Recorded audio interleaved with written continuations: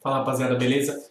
Mais um vídeo. Eu vou falar hoje do vídeo. Eu falei que ia achar esse vídeo aqui, essa matéria, que eu tinha visto, que eu postei no dia 23 de julho, que é o seguinte: eu estava num aplicativo de RSS para receber várias notícias por lá, e eu vi uma matéria interessante lá, que eu até gostaria de ficar mais lá, só que eu estou sem tempo, é uma pena. Eu quero trabalhar para ter tempo. Mas enfim, que era o seguinte: a inovação destrói empregos com mais rapidez do que a educação o salva. Aí tá aqui. Numa das primeiras cenas do filme 2001, uma Odisseia no Espaço, um símil levanta um osso e utiliza para bater em outro.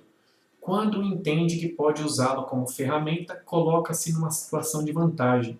Essa inovação imediatamente cria desigualdade, pois faz com que um indivíduo seja mais forte que o outro, explica o economista Michele Boldrin. O docente italiano de 61 anos, que leciona no Departamento de Economia da Universidade de Washington San Luis, visitou Madrid no final de junho para participar de um fórum organizado pela Fundação Ramon Areces e o Centro de Estudos Monetários e Financeiros, onde falou de uma hipótese sobre desigualdade que dá medo. Enfim, tem essa matéria, procure essa matéria no Google, foi postada no dia 23 de setembro de 2021 e eu retuitei no mesmo dia. É muito interessante essa matéria. Então, assim, daqui a pouco, do jeito que ele está falando, do jeito que a Europa tem influência sobre o Brasil, daqui a pouco, aquela pessoa, muitas pessoas elas vão ser bloqueadas de fazer faculdade porque cria desigualdade com outra. A mesma coisa, o Renanzinho aqui foi formado, fez 2 anos na Embi Morumbi, depois se formou fez 2 anos pela Embi Morumbi, fez depois mais um ano pelo Senac e voltou para a Embi Morumbi. Enfim, o Renan não pode se formar. Por quê? Porque a maioria das pessoas da região dele não é formada, ou não é formada numa faculdade, ou não é desse nível, que deve achar um nível absurdo essas faculdades, mas enfim. Então, assim, então uma empresa gigante, vamos pegar uma gigante que tem 50 mil funcionários no Brasil, ela não pode contratar pessoas da FGV, FAP, Mackenzie, Dom Cabral, FECAP, INSPER, é, outras faculdades top de linha aí que tem de administração. Então não pode, porque vai criar desigualdade no conhecimento que as gigantes têm para o conhecimento que eu tenho. Talvez o conhecimento dessas faculdades, se eles fizerem isso, então eles vão dizer que a educação não é igual. Então que a educação não é igual para cada um.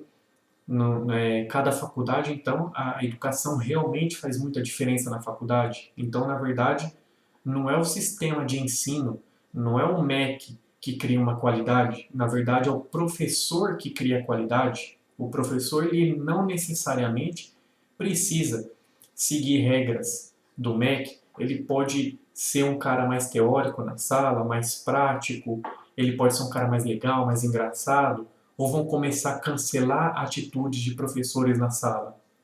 Ou quer dizer que um aluno não pode aprender mais que o outro, ou que um aluno não pode é, querer não aprender mais que o outro, menos que o outro. Se eu for um aluno que eu estou lá na sala, do nada eu falo, vou sair e não quero mais voltar para a aula. A aula tem que acabar ali porque o professor, os seus alunos que ficaram na sala pode ter mais vantagem em aprendizados que o outro aluno vai perder, que eu que saí da sala vou perder, e o aluno que vai ficar ele vai aprender mais, e no futuro, no emprego, ele pode ter mais opções, mais oportunidades, mais conhecimentos do que eu. Então, o estudo gera desigualdade. Então, para acabar com a desigualdade no Brasil, se a maioria das pessoas não tem estudo, então quer dizer que aqueles que têm estudo são opressores, são exploradores dessas pessoas. Então, na verdade, deveria acabar com o estudo, deveria acabar com a faculdade. A USP ela está na lista de uma das melhores faculdades do planeta. Então, quem estuda na USP, mesmo que a maioria que estuda na USP são defensores extremos de ir contra a desigualdade, ir contra a pobreza, ir contra tudo, será que então quem estuda numa das melhores faculdades do planeta, na verdade, ele está incentivando a desigualdade? E se ele for trabalhar numa empresa, começar a ganhar igual o que ganha 1% da população brasileira, isso influencia uma desigualdade? Ele comprando num hipermercado gigante, ele está dando dinheiro para um bilionário e que pode aumentar ainda mais a desigualdade no mundo? Então, assim, devemos parar com a inovação, em vez de lançar um iPhone a cada ano, um iPhone a cada 5 anos, em vez de lançar uma tecnologia para a empresa crescer, para a empresa inovar, para a empresa fazer algo diferente, algo diferenciado, ela não vai poder. Eu sou uma pequena rede, eu tenho minha autopeça. Aquela grande rede de autopeças, se ela adotar uma tecnologia que custa R$ 5.000 por mês para manter aquela tecnologia de geolocalização de clientes, por exemplo, eu não tenho esse dinheiro para investir R$ 5.000 por mês para ter essa mesma tecnologia.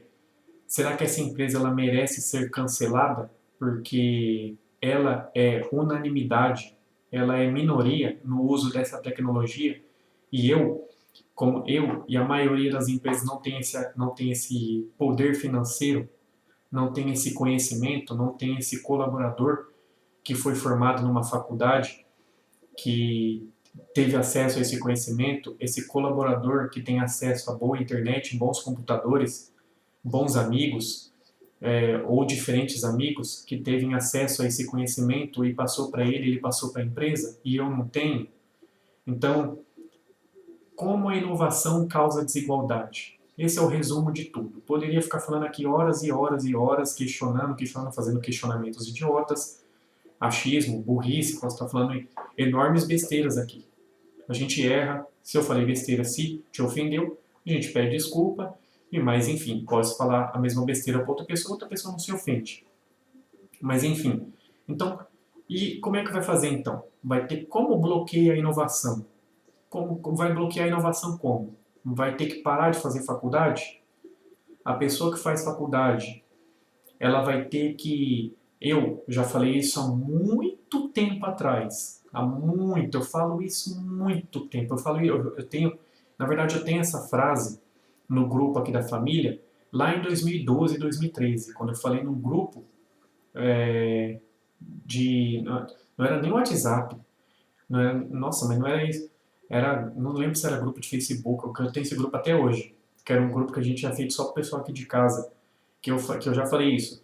Aquela pessoa que sai da faculdade, ela deveria trabalhar pelo menos uns 2 anos em comércio de bairro, para depois poder trabalhar em grandes empresas, para ela entender realmente como funciona o público C, D, E, F, G, o público, enfim, do que ela sai da faculdade e vai trabalhar numa empresa que é líder global no setor, que ela vai trabalhar na Faria Lima, num prédio cobertura, um prédio tem 30 andares, a empresa é dona dos 30 andares, é dona do prédio todo, dona de metade do prédio, que o funcionário menos, o funcionário que ganha menos na empresa ganha 10 salários mínimos por mês. Então, será que, eu já falei, hoje nessa pandemia mostrou que é muito perigoso uma empresa, uma pessoa que trabalhou muito tempo nessa empresa, se ela perder um emprego e outras empresas não estiverem contratando, outras empresas do mesmo porte, ela tiver que ter que trabalhar numa empresa de bairro. Será que ela vai entrar em depressão? Será que quando ela baixar a qualidade de vida dela, ela vai ficar revoltada? Ela vai ficar brava? Vai afetar a mente dela? Esse tipo de situação, se afetou a mente dela, esse tipo de, nossa, eu ia falar afetamento, esse tipo de sofrimento que ela teve ela pode causar, o que ela pode causar na sociedade? Um tipo de depressão, um tipo de revolta, ela pode causar um mal para alguém? Então ela ganhava 15 mil nessa grande empresa, ela vai trabalhar numa empresa de bairro ganhando 5, que 5 mil não paga nem o aluguel que ela pagava. E aí, ela vai ter que mudar, fazer toda a vida dela. Será que se ela paga um, como é que fala? Que você tem que pagar para o filho? Pensão. Se ela pagava pensão para o filho, a justiça no outro mês já vai com certeza funcionar e falar que agora a pensão vai ser reajustada para o novo salário?